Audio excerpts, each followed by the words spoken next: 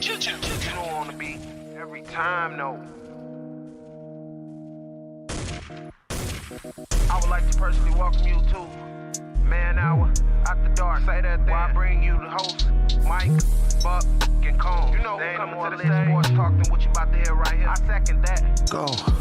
You know that it's us when we talking about sports. Giving you facts on the field to the core. Tune in, we need the support. 1 hour too short, then listen some more. On all your stations, not dropping no music. Starts like Adidas, but Nike just do it. Down 4 in the 4th, we go for the win. Michael 2 seconds, we taking it in. Buck, Mike, and Combs, you know what's going on. Man, now we're out the dark, no LA, we the big spark. No 4th and inches won't cut you short. Got the best talking, it's all sports. Buzzing more than buzzer beaters. We coming live all through your speakers, go.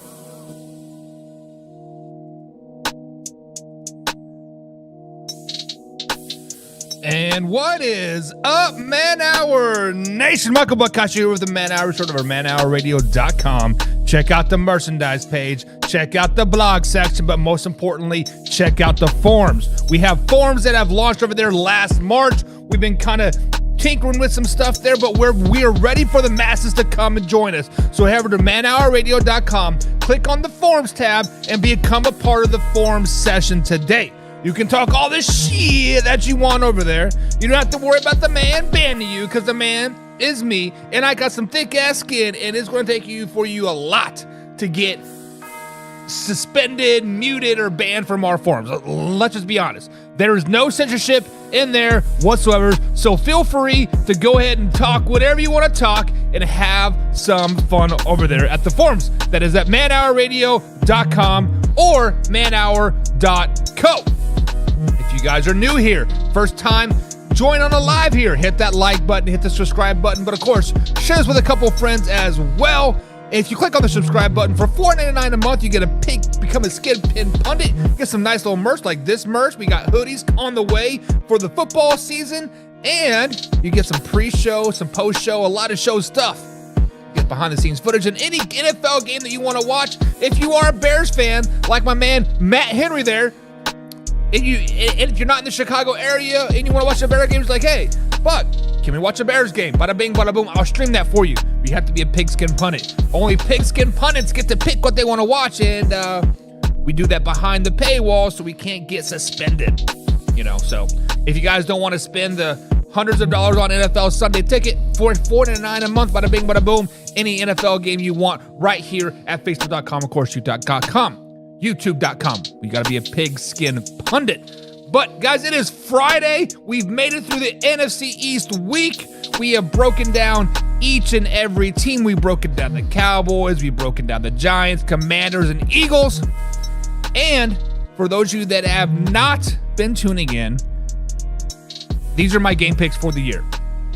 I do have the Dallas Cowboys repeating as NFC East champs, sitting at 11-6 this season with a 4-2 record. The Philadelphia Eagles coming in as second, a strong second place with 8-9, 4-2 in their division as well. The Commanders kind of shocked the world a little bit, right? They come out of nowhere, finishing 8-9, 3-3 in the division, and the New York Football Giants are just a bad football team, in my opinion, this season, sitting at 2-15, 1-5 in the division.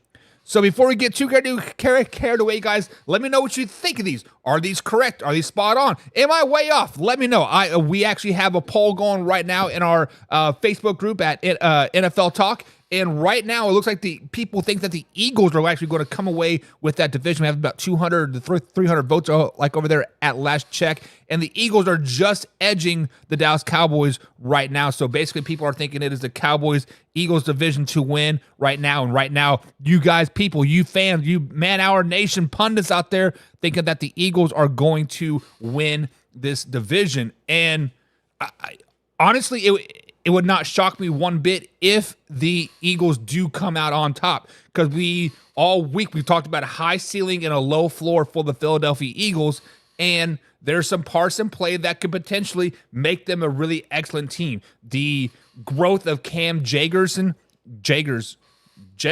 I saying that right? Their center, the new center that took over from Jason Kelsey, his growth this mini camp and offseason and into preseason is going to really determine a lot of what the Philadelphia Eagles can do this season moving forward. Michael Manning is in the chat as well. He says, "Go Giants!" Michael, my man, I think your Giants are going to have a long season, buddy. Unfortunately, I don't anticipate your Giants having a great season.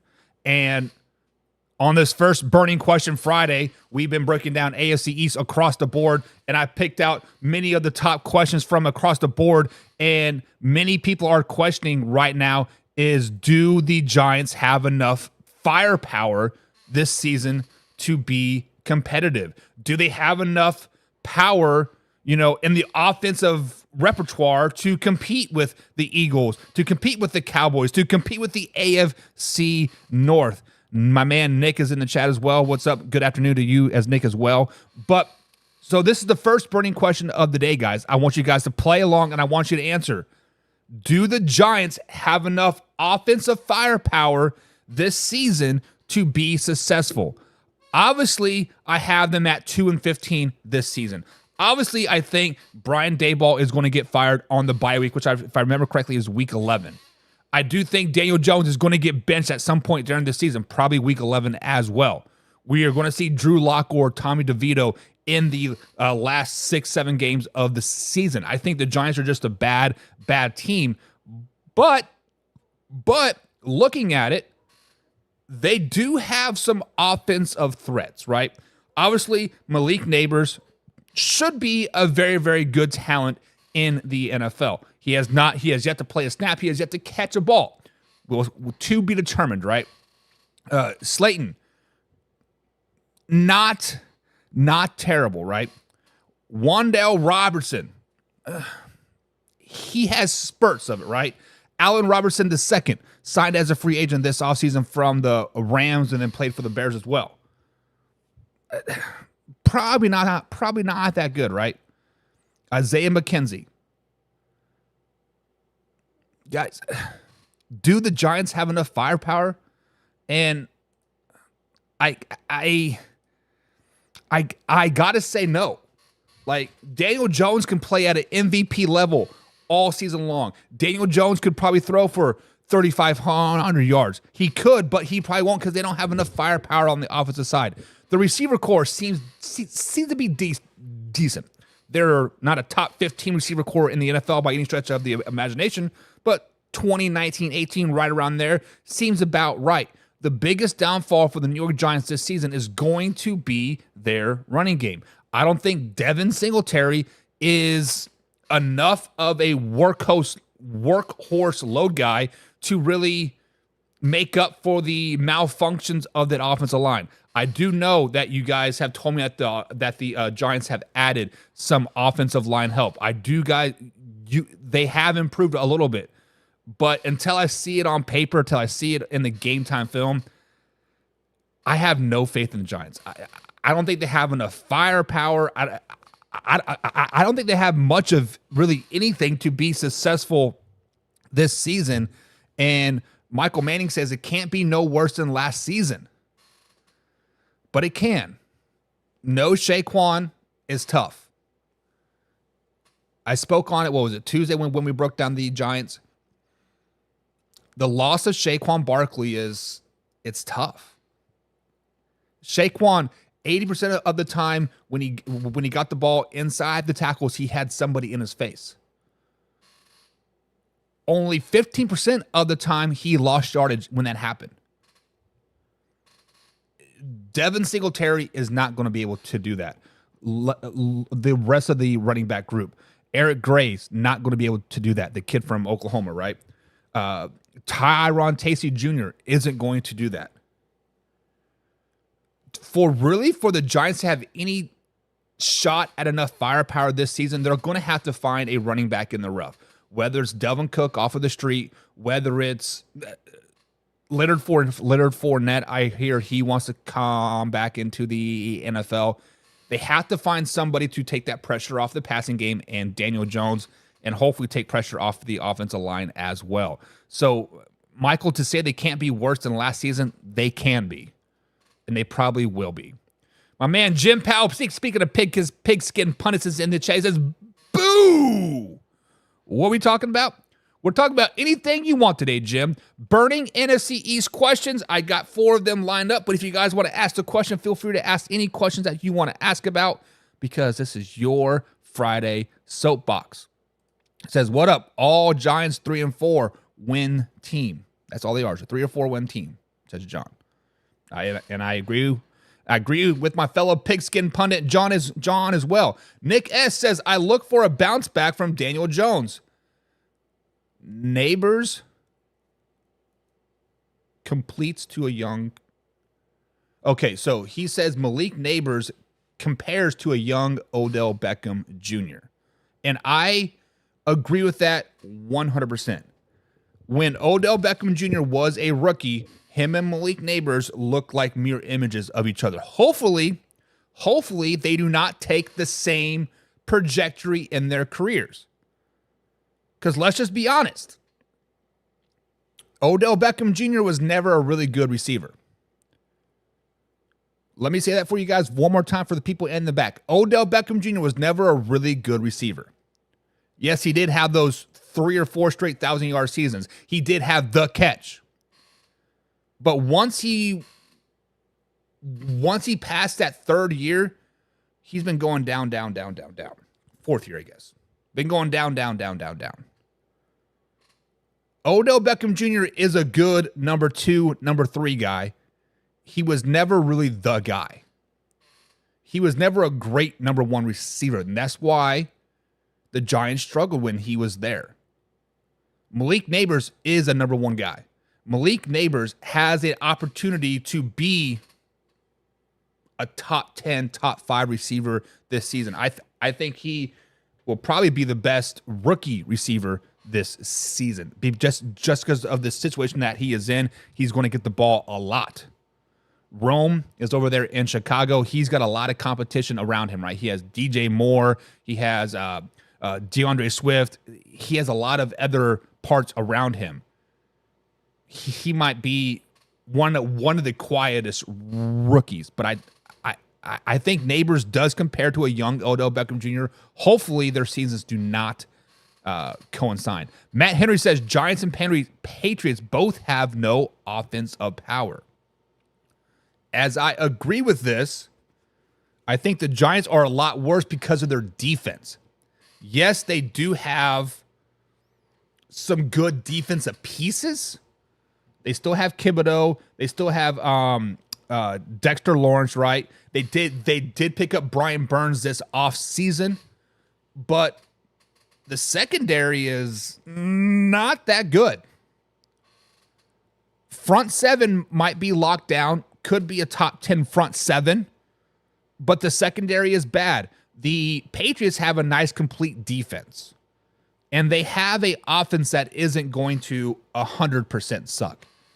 They are going to have flashes of good play, but I think their bad play is better than the Giants' bad play, if that makes sense.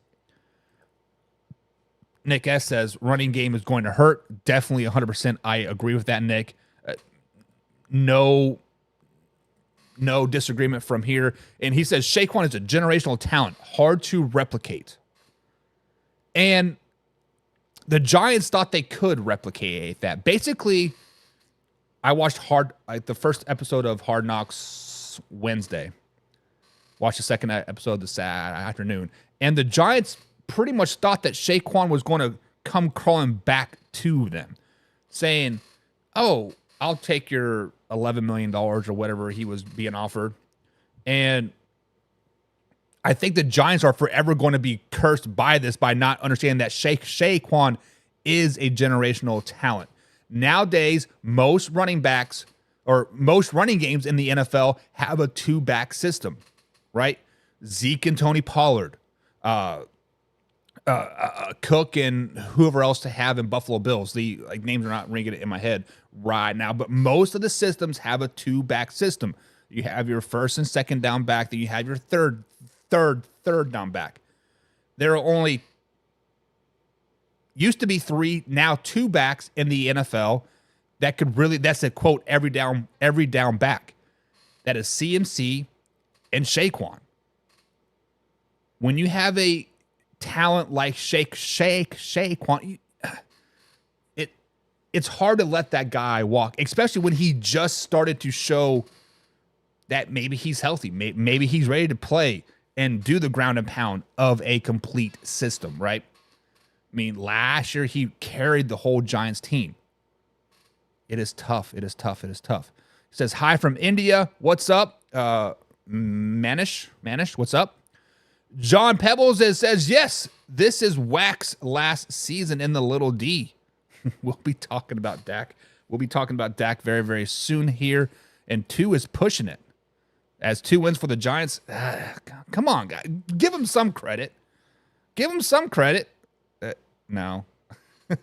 I guess not. Jim says, I jump in Andre Weathers' shit a lot. Giants are worse than being from Michigan U. Sorry, John. There's 2 things worse than the Giants right now. One of them is being from Michigan, and the other one is being from Pennsylvania. I'm just kidding. We speaking of John Sinran is in the chat. He says, hi, y'all. John was in our pre-show or our recap earlier today. I meant to play that on Saturday. I played it today. My fault, guys. But good morning or good afternoon, John, and good afternoon to the other John. And Mark D is in the chat as well. He says, what up, Buck? What's up, Mark? Guys, check them out over on the NFL Experts page. And Laura Hedrick is in the chat. Says, hey, what's up, Laura? Hope you're having a grand old day. But question number two. Dak Prescott. As, was it John that said that? Whack. This is whack / year. Dak Prescott. Entering the final year of his contract. Dak Prescott is a free agent after this season and could potentially play on another team, i.e. the Las Vegas Raiders. One of the many questions that have come up in all of our lives this week is this Dak Prescott's last season? Is this Dak Prescott's last season? One more time, is this Dak Prescott's last season? When we look at Dak Prescott, I can arguably say, guys, that he is a top 5 quarterback. I've been saying it for several years now, and the narrative is still he is still a top 5 quarterback. No particular order of quarterbacks that are better than him. Josh Allen, Patrick Mahomes, Jared Goff, Aaron Rodgers. Those are the only 4 players that are currently better than Dak Prescott. Jalen Hurts is probably knocking on his door a little bit. Lamar Jackson starting to creep his way up there, right? Tua, if he continues to stay healthy and continue to put up the numbers that he has, will continue to push up there. Brock Purdy potentially could be pushing up there, but Dak Prescott is a top 5 quarterback. So to ask the question, is this the final year of Dak Prescott's career in Dallas? How can we legitimately say that? Because if you look at Dak Prescott's numbers over the last 4 years, right? Last season, he threw for 4,500 yards, 36 touchdowns to 9 interceptions. Yes, he did have a lot of big-time interceptions in last year that could potentially cost him some games, right? But he only had 9 interceptions last season. 2022 was a down year for him. Still had 2,800 yards, 23 touchdowns to 15 interceptions. That's still more than a lot of quarterbacks in the NFL yardage-wise. 2021 comes back from the broken leg, right? That nasty broken leg. Did he get that against was it the 49ers? I can't remember who he broke his leg against. Come back, 4,500 yards to 37 touchdowns to 10 interceptions. The year he did break his leg, I think it was week 4, right, when he broke his leg.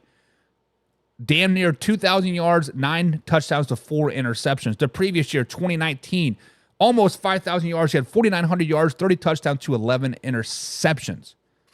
When Dak is able to be Dak, he puts up good numbers and he leads the Cowboys to a lot of wins. Guys, there is no way this is Dak Prescott's final year in Dallas. He is going to take a hometown discount. He wants to play with CD. He wants to play with Micah. He wants to play with Zeke for another year. He loves the Dallas Cowboys. The Dallas Cowboys took a flyer on him in the 4th round, and he has performed. He has lived up to his 4th round ability, right? Air quotes there. And he's projected himself into a top 5 quarterback. But let's say, in theory, the Dallas Cowboys decide to move on from Dak Prescott.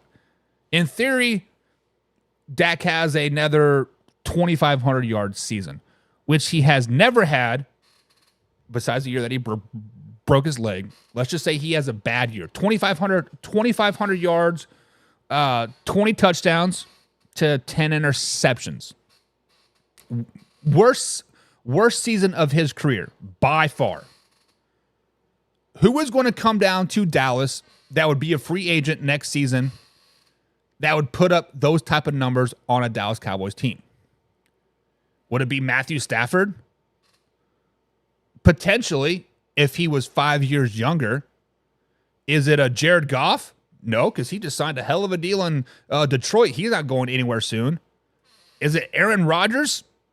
Probably not. Aaron Rodgers is to be determined, right? Tua could potentially put up those numbers, I guess, but are you going to take a flyer on a guy like Tua that has had one healthy season? Okay, draft. Let's look at the top draft quarterbacks ranking coming out of the college football into 2025. Shedeur Sanders ranked number 2. Are you going to bank your talent that you have with CD and Micah and the rest of that team on Shedeur Sanders, a quarterback that is a one-read guy? Wasn't that the dogging of Justin Fields when he came out? He can only hit the open guy. He has one read and then he scrambles. Watch Shedeur Sanders. That's what he does. He is terrible at reading. Carson Beck from Georgia. He is your typical pocket guy. He's 6'5", 220 pounds, runs a 5-yard, 40-yard dash. He's your big pocket quarterback. Do the Cowboys want a big pocket quarterback? I don't think so. I mean, maybe they should want that big pocket quarterback, hand the ball off to Zeke, hand the ball off to Deuce Vaughn. Big, powerful arm push downfield, maybe. But he isn't going to be where the Dallas Cowboys are going to be picking, so the Cowboys would have to move up in the draft to get him. Therefore, probably give a first-round pick this year, first-round pick next year, kind of like what the Panthers did to the Bears, right? Hey, we'll give you 2 first-round picks for your quarterback. Guys, Dak Prescott's not going anywhere. If you guys truly think Dak Prescott's going anywhere, I think we have another thing coming. John says Dak Prescott is a bum. Why is he a bum? Because he beat the Detroit Lions last season. John says Matthew Stafford. First of all, let me look up Matthew Stafford's age. I think he's pushing 36 right now. Rams. Go to NFLtoday.co, my beautiful website that I built. Guys, check it out. Check it out. Matthew Stafford is 36 years old. I think Matthew Stafford's done after this season because right now he's talking about more guaranteed money. He is upset with the Rams because of his contract. He wants some more guaranteed money.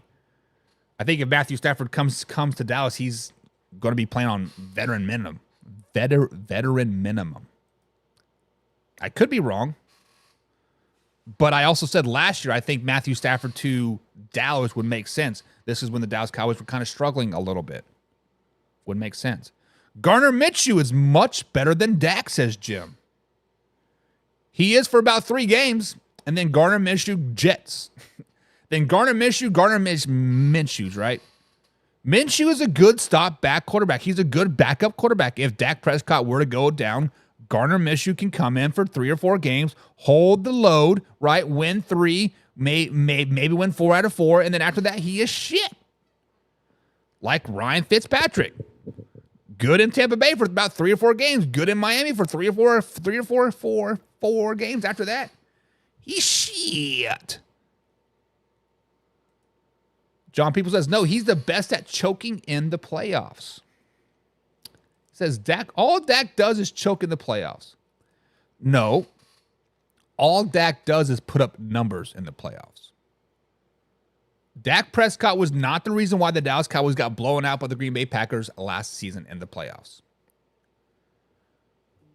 41 completions, 403 yards, 3 touchdowns to 2 interceptions.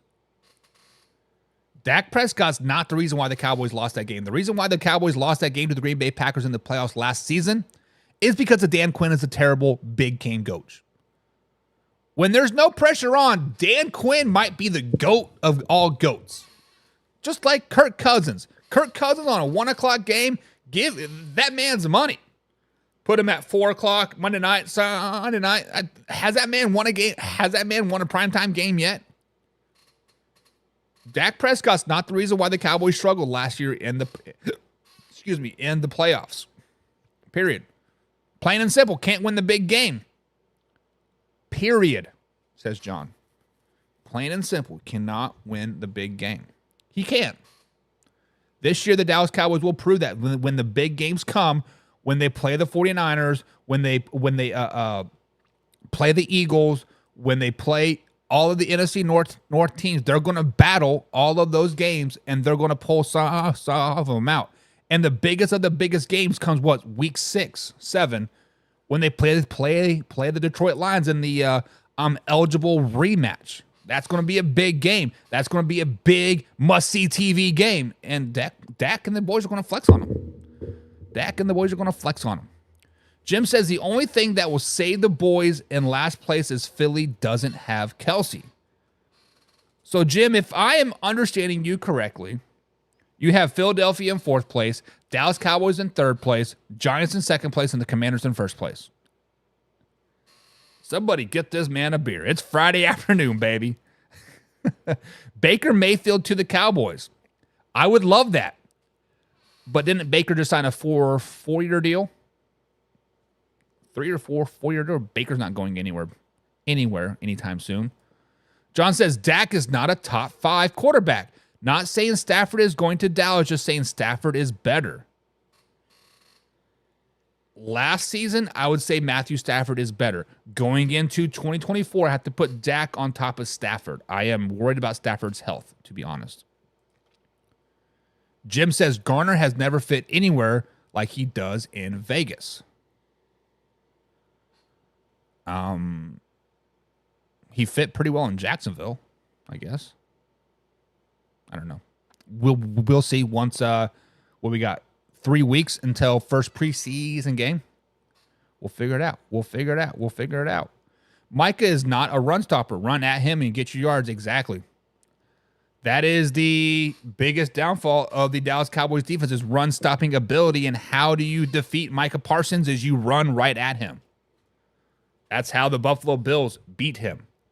That is how the 49ers beat them last season. They ran right at Micah Parsons. And that's why early in the season, I think they're going to go up and down because the teams that they play early, like the Ravens, like the 49ers, who else do they play early? They play the Browns early, right? Come on, load up. So they play the Browns early, they play the Ravens early, they play the Steelers early, they play the 49ers early, right? All games that I have them losing because they feel like they're going to run right at Micah. Now, after that 49ers game, they're probably going to make some changes. They're going to bring in, John said maybe Matthew Judon. I love it. Matthew Judon from the Patriots. Bring him down, right? They're going to add somebody on the front 7 to really solidify that run-stopping ability, and they'll be all right. Stafford has won a Super Bowl. Has he won a Super Bowl? Yeah, he did with the Rams, didn't he? He did. He did win a Super Bowl. You are correct on that, sir. You are correct. Final year of Dak Prescott for the Dallas Cowboys? Nah. Philadelphia Eagles. One of their biggest question marks is their secondary.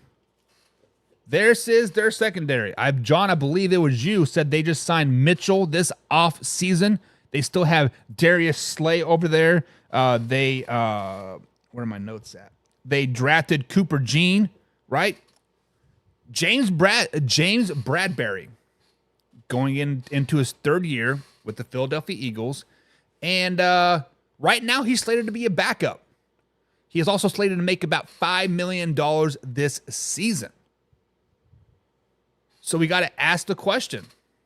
And they also brought back C.J. Garner-Johnson. That is correct. We got to ask the question. Is there no more room for a player like James Bradberry on the Philadelphia Eagles? Obviously, James Bradberry is potentially one of the reasons why they lost that Super Bowl for the Kansas City Chiefs a couple years ago.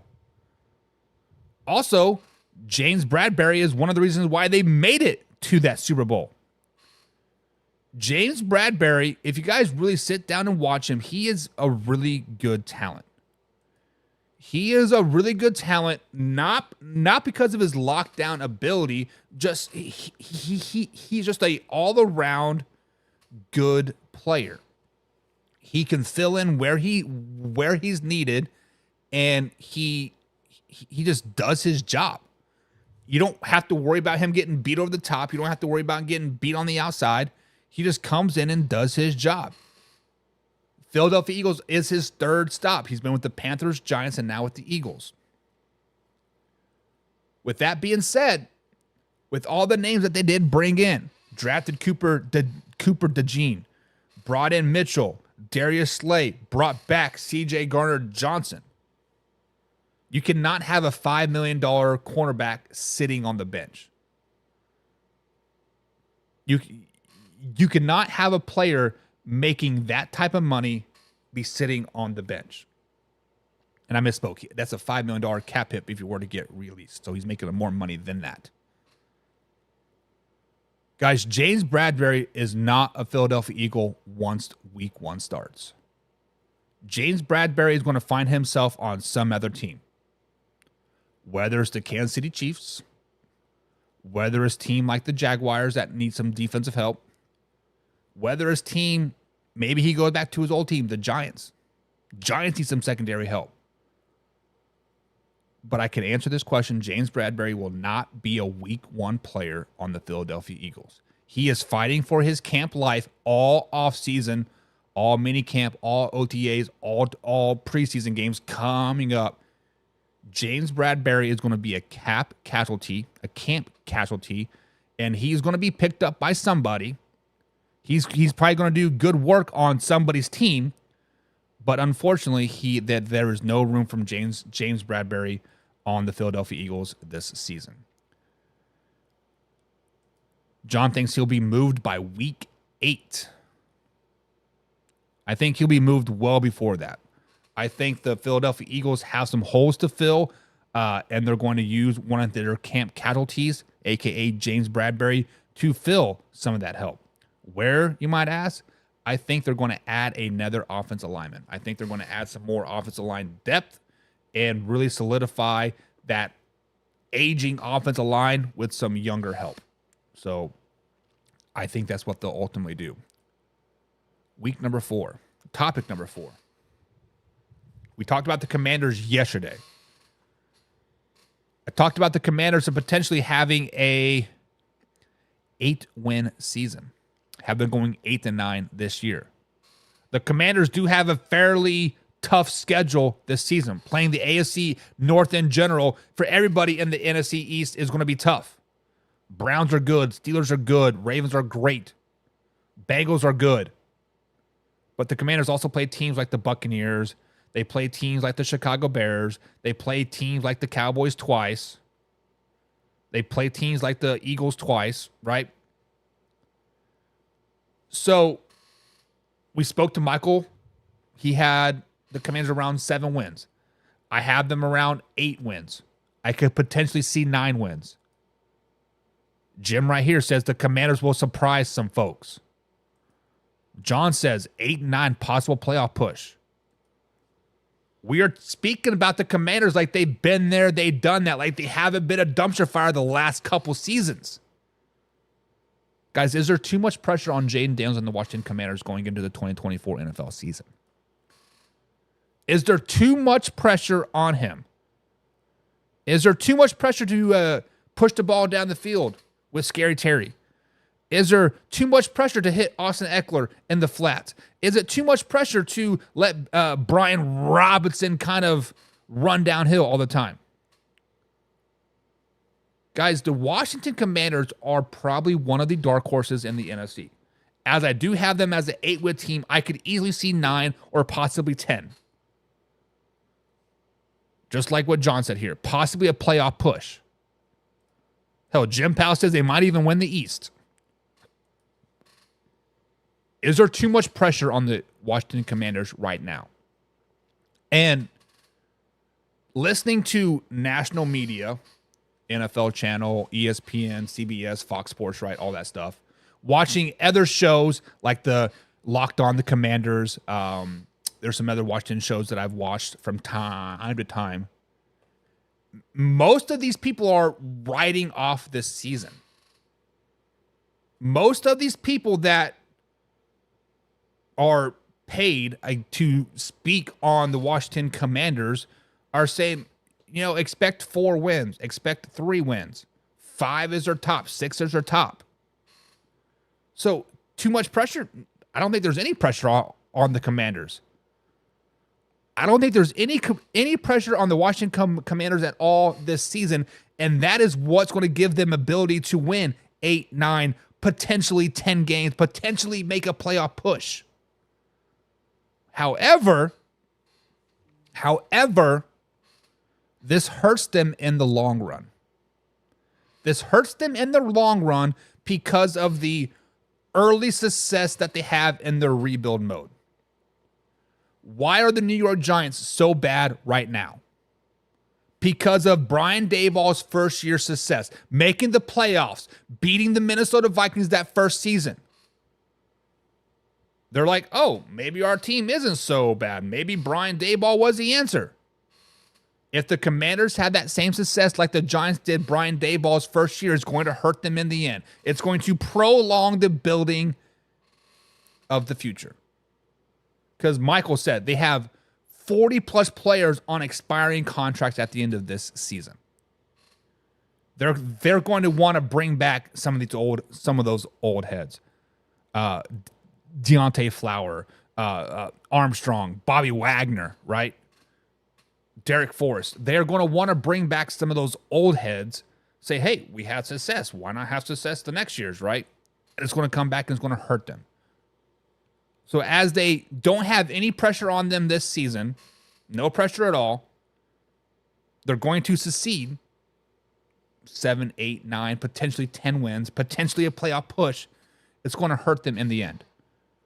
So if you are a Washington fan, I know very few Washington fans, put pressure on your team.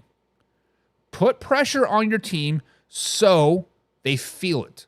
So maybe, just maybe, they're only a 5-win team this season. Maybe they're only a 6-win team this season. If you fail now, you'll be more successful in the years to come. If you're successful now, look for another longer drought for the Washington Commanders. John says, of course, there's a lot of pressure on Daniels. I think they pushed through a bunch of games, surprising some teams as well. This is the biggest problem with the Washington Commanders is their head coach of Dan Quinn. I don't have any faith in Dan Quinn at all. He was an excellent defensive coordinator for the Dallas Cowboys when it was loosey-goosey. When the defense was terrible, he came in, he righted the ship, and they did well on games that they're supposed to win.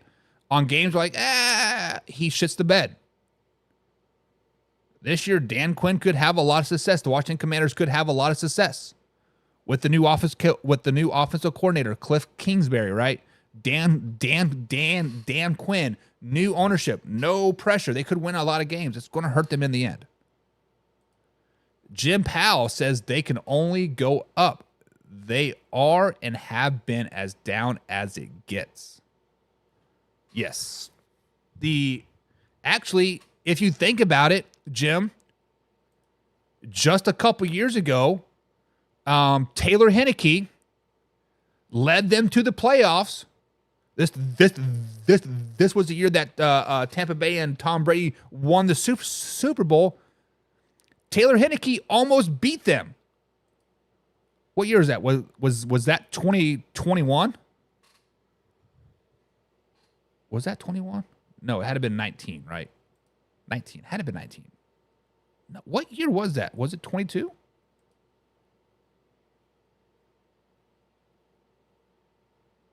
I can't even remember now. Shit's so running together. It's tough getting old. Oh, 2020 season. Yes. The 2020 season. They were 7-9. Made that playoff berth. Wasn't the 2019 season the year that every NFC East team had a losing record? Washington sneaks into the playoffs and battles the Tampa Bay Buccaneers 31-23. Lost the wild card game, but Taylor Heinicke almost came through and beat Tom Brady like in the boys. I believe he separated his shoulder or tore a rotator cuff like that game, diving into the end zone. It's actually on the intro, one of the videos. So really, they haven't had a winning season, yes, but they've had playoffs. They've had 7-win seasons. They've had 8-win seasons. They've had 9-win seasons. I mean, last year, 2022, they finished 8-8. 21, they had 7 wins. Obviously, last year was a little down there, 4-13, but they haven't been down for too long. James Shablin, what's up, James? He says Daniels needs to sit 100% of the 2024 NFL season. Get some good free agents, draft picks in 2025. So when we first started doing Man Hour 2 years ago, 3 years ago, myself, Beastie, and we had his boy Suit Boss on. I think Wayne G was a part of this discussion as well. And me and Combs were firm believers of sit rookie quarterbacks. First year in the league, sit them. Let them learn. Let them do this, and this, right? And then Suit Boss and Wayne G's bring some stats into the mix saying, you know what? Rookie quarterbacks that sit have the same numbers, the same outing, whatever, as second-year quarterbacks that have sit their first year. So what is the benefit of sitting Jaden Daniels this season? What is the benefit of it? You lose another year with Scary Terry. You lose a year with Austin Eckler. You lose learning with Zach Ertz, right? There's a reason why they brought in Zach Ertz, and that's not to catch the ball. It's to basically mentor a young players. Ben Stennett, my man from Kansas State, is going to be a dog. But I don't see any benefit of sitting Jaden Daniels this season. Let him get wet behind the ears. Let him, do some work. And James says, tanking for picks. Tank for picks. Nobody in next year's draft right now jumps off at me saying, we need this guy. And really the pieces that are missing in Washington is late first round, late second round draft picks, i.e. offensive linemen. Yes, sometimes there is an offensive lineman that goes in the top 10, top 15, right? But really, they need some offensive linemen. They brought in Nick. Oh, I don't even know the guy's last name. The offensive lineman from Kansas City. They brought him in. Granted, he's like 29 years old, but he is injury prone. They need a good offensive line, and that's where you get 15, 17, 18 pick there. And if they want to next year, if they are a top 10 pick, probably going to want to trade out of that pick to get extra picks to draft more linemen. So tanking for picks doesn't really make sense, and tanking in the NFL is the hardest thing to do. Trying to lose a football game is even probably trying harder to win a football game. Let's just be honest. But those are some burning questions that I had asked for this week, guys, for the NFC East. Is this Dak Prescott's final year? Do the New York Football Giants have enough firepower? Is James Bradbury out of Philly? Too much pressure on the Commanders? No pressure on the Commanders. James Bradbury is out. Giants do not have enough firepower. They have no running game whatsoever. Sorry, Devin Singletary, not to burst your bubble. And this is not Dak's final year in Dallas. Let me know what you guys think of those questions. Answer them. But we'll be back. NFC North next week, guys. Monday, starting with the Green Bay Packers and work on our way around the NFC North with the Lions, Vikings, and Bears. Oh my. We'll have my man Beastie and Ryan Fitz on. We're going to get Luke G on as well. We got Matt Green Bay Bauman join us as well. But until next time, see you guys Monday, 2:30 East Coast time. We out.